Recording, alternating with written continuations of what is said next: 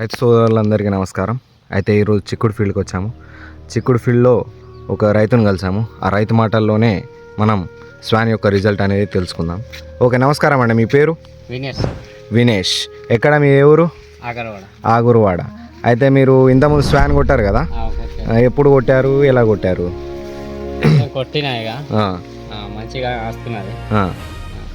మంచిగా వస్తున్నది. అయితే పురుగు ఉందా మరి చిక్కుడులో? ఏమన్నా దొడ్డుకాయ వస్తుందా? ఎన్నిసార్లు కొట్టిరు మీరు ఇప్పుడు స్వాన్ని సీరియల్గా? రెండు సార్లు కొట్టిరు. ఇంతకుముందు ఎందుకు కొట్టిరు? చెట్ట కోసమా? అవును, ఓకే. తర్వాత మళ్ళా